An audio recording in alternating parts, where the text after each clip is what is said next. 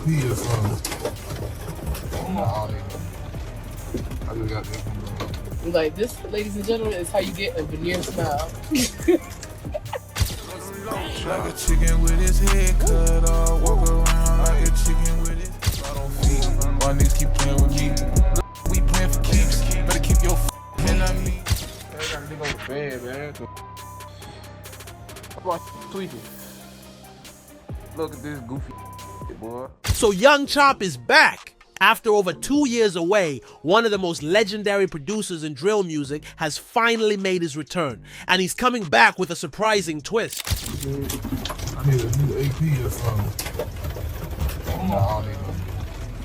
I just got this one, bro. Like this, ladies and gentlemen, is how you get a veneer smile. If you've been following his story, you'd know that even before he ended up in prison, it felt like Young Chop was the poster child for bad decisions. Out of nowhere, he started acting out, going from making hits with big-name artists to beefing with almost everyone he used to work with. Kanye don't make it no better. You feel me? He right along with the use you, try to get you the right songs for him, you know, and then don't call you after that. He created unnecessary drama for himself, which eventually landed him behind bars. Hey, big dog. Big dog. What's up, big dog? What 21 is that? What 21? What's that?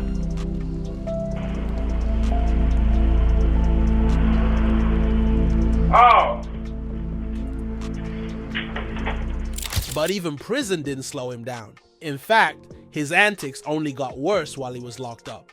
I did a few interviews with him over the years, and then at one point I feel like he just lost his mind. Yeah, he lost it. Got called down there to the jail, and they saying that he like basically playing with himself. And, we seen a video of him putting his thing on the person's head, his wee-wee, fighting with everybody, all his cellies. He went in his celly box and ate all his food. It like made a whole meal out of the celly box, while his celly was in the hospital for a day or two. However, here's where things get interesting. Since his release, it seems like Young Chop has done a complete 180. Sources say he's a changed man, leaving all the drama behind and putting his focus back on music. And that's big news for drill fans, because after all, Young Chop is considered a legend in the game. A lot of people see him as the GOAT of drill production. Some even call him the Kanye West of the drill movement. He's one of the pioneers who helped define the sound that shaped an entire generation. So now that he's back and ready to dive into the music scene again, it's bound to shake things up. That people better watch out, because Young Chop isn't just coming back. He's coming for the crown. Let's break it all down. Back in December 2024, Chop Squad DJ had fans buzzing when he took to Instagram to announce Young Chop's release from prison. He posted a photo of a smiling Chop during a FaceTime call with the caption, "Young Chop free."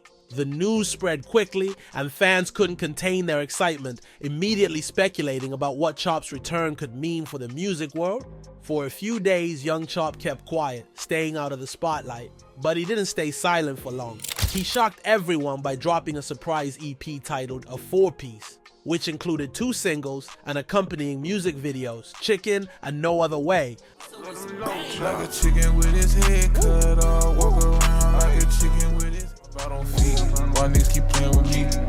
We playing for keeps, better keep your hand on me. Fans were quick to embrace the new music. Chicken in particular received a lot of praise, with listeners loving how Chop's sound seemed to evolve while still blending seamlessly with the current music era. Some even compared his style to Future, pointing out how he's managing to stay relevant despite his time away. Sure, these tracks might not hit the same heights as his earlier classics, but for many, they're a promising glimpse into what Chop has up his sleeve. Fans are also holding out hope that Chop will reunite with Chief Keef. After all, when the two of them linked up, it was nothing short of magic. Back in the day, Chop was introduced to Keef by a mutual friend, Edai, during the production of Keef's mixtape, Bang.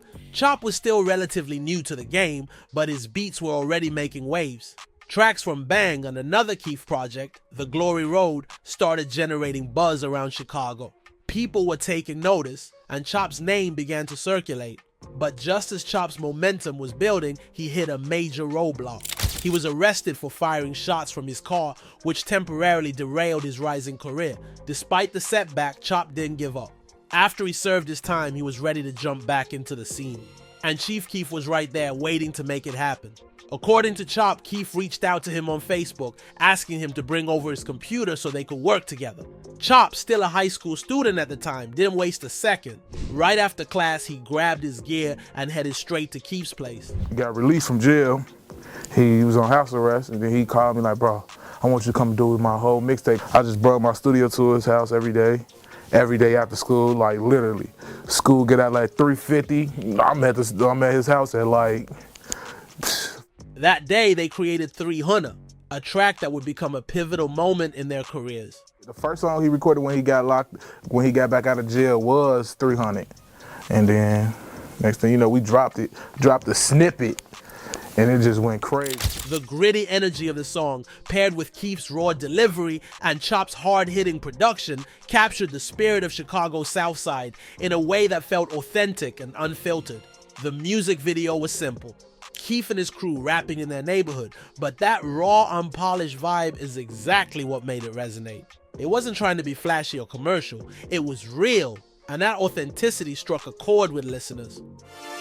Bang bang.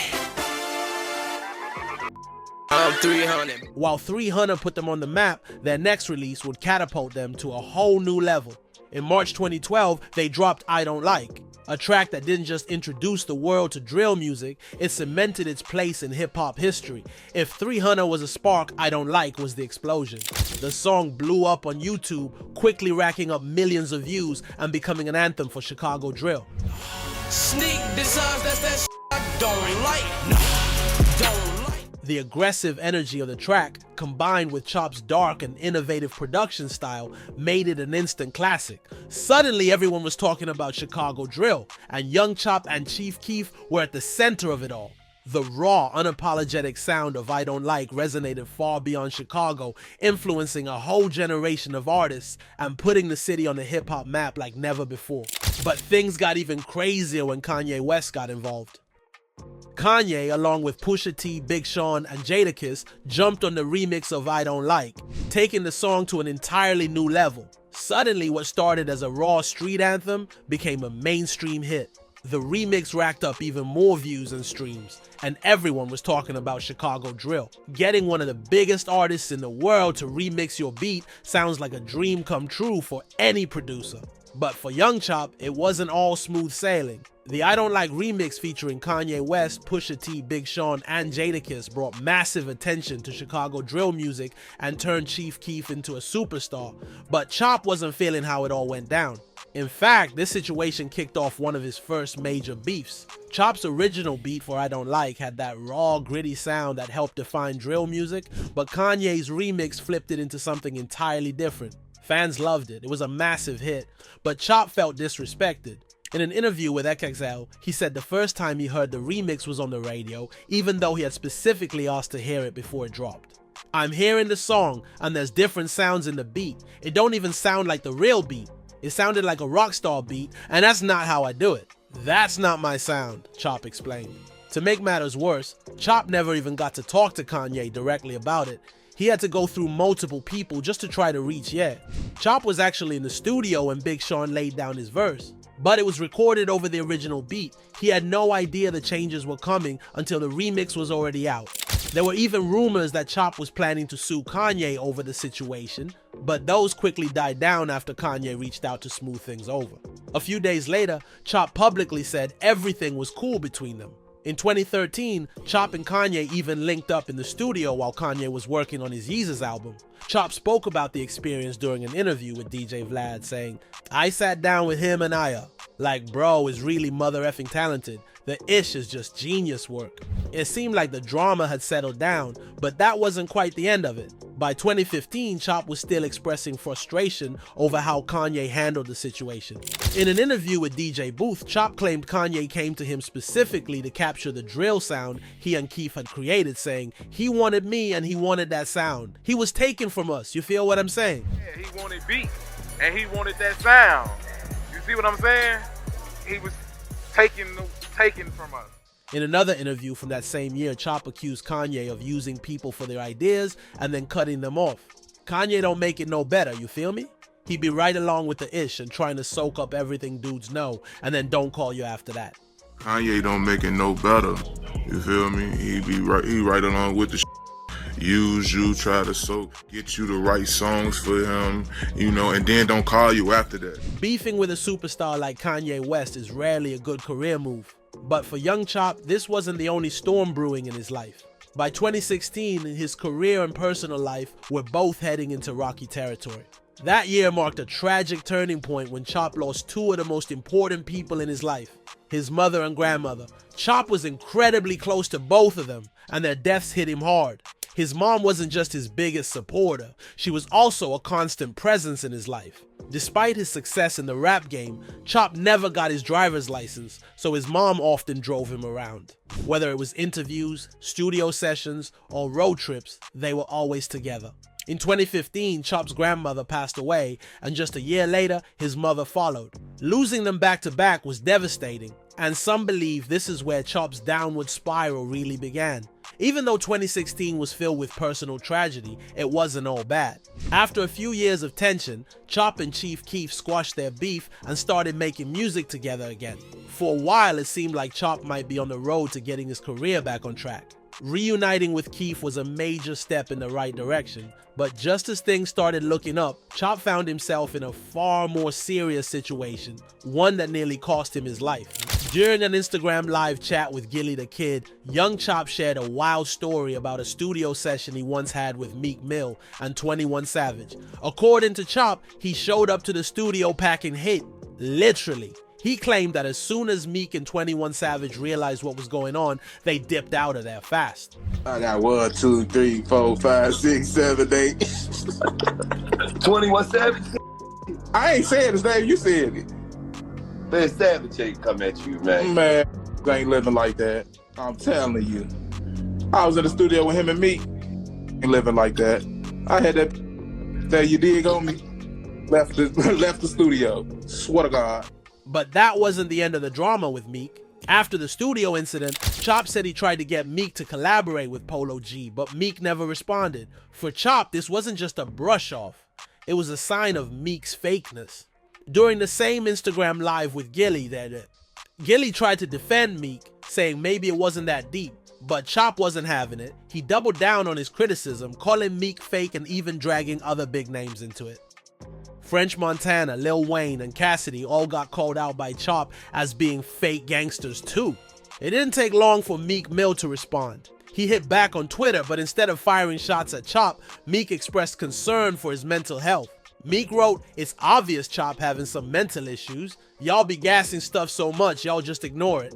I've been getting beats from him for years. Hope he gets well." French Montana also chimed in, echoing Meek's sentiments, but in a harsher tone. French tweeted, "It's sad to see this. Young Chop need to be in a mental institution. It's only a matter of time till somebody take his life. Then all you're gonna see is RIP. If somebody care about that man, go grab him and take him somewhere." 21 Savage also threw his 2 cents in, posting an Instagram story about the situation.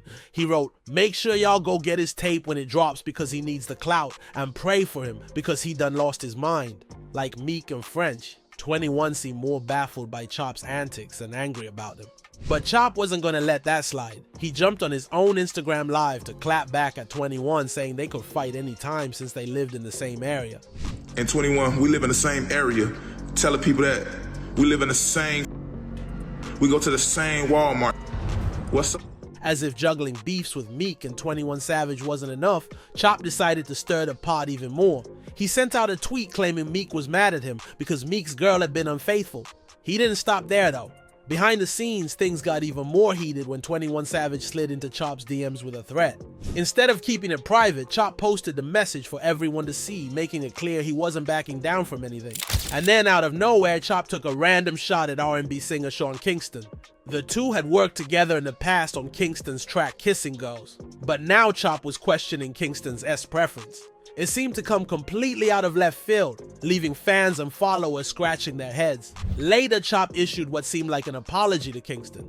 But in true Young Chop fashion, it didn't take long for him to double down on his original comments. Young Chop kept adding fuel to the fire, taking aim at his new ops and making sure everyone knew he wasn't backing down. In one particularly wild moment, he posted a photo of 21 Savage with his ex-girlfriend Amber Rose, holding a sign that read, "I'm a too." The trolling didn't stop there. Chop decided to take things offline and popped up in 21 Savage's old neighborhood, asking random people where 21 was. The entire thing played out on video, with Chop running up a massive Uber bill while driving around looking for his new rival. Hey, big dog. Big dog. What's up, big dog? What 21 is that? What 21? But things quickly escalated. Allegedly, while Chop was sitting in the backseat of his Uber, someone shot at the car. In the same video, Chop claimed that the attackers hit the Uber driver's windows and even offered to pay for the damage, casually throwing in, "They need to hire better shooters." Bro, they need to go hire some more shooters, bro. What the bro? Around this time, Chop also managed to stir up drama with King Von. During an Instagram live session, Chop jumped into the chat of King Von's girl. "Get this man off my life." Chop big.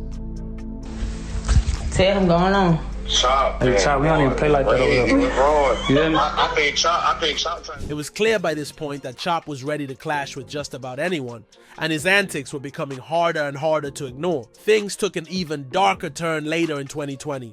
Chop was arrested for discharging a firearm on his front porch in the middle of the night. Thankfully, no one was injured, but according to Chop, the situation wasn't as random as it seemed. He claimed that some goons had tried to follow him home, leading to him firing the shots. Of course, Chop being Chop, he posted the whole ordeal on Instagram, sharing footage of what went down.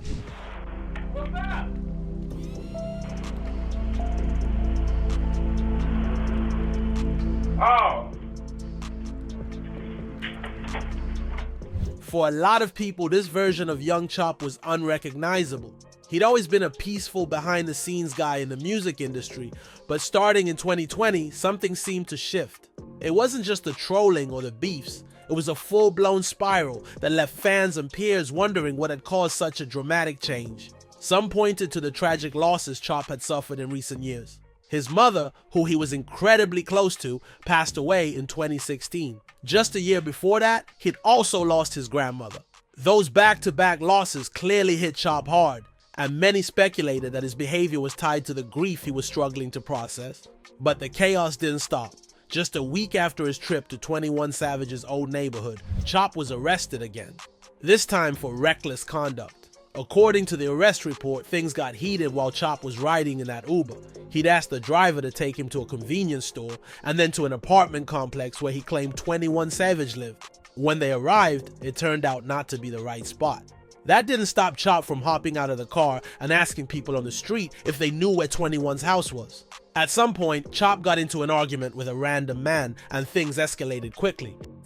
Chop allegedly pulled out a semi-automatic handgun, causing a scene before getting back into the Uber. As they were leaving, a sedan pulled up and shots were fired at the Uber, hitting several parts of the car. Chop then told the driver to chase the sedan, but they couldn't catch up. After all the chaos, Chop simply asked the driver to take him home. He even offered to pay for the damages to the car, but asked the driver not to report anything to the police. By 2022, Chop's life took yet another tragic turn. Reports surfaced that his brother had been involved in a violent domestic dispute with his girlfriend, which ended with her taking his life. It was a devastating blow for Chop, who by this time had already endured so much loss. Around the same time, fans noticed that Chop started going quiet on social media. By April 2022, young Chop's troubles caught up with him again. This time, he was arrested for jumping bail on his previous charges and failing to show up for fingerprinting. And after more than 2 years, young Chop is finally back. And fans are hoping he not only keeps dropping bangers, but also stays out of trouble this time around.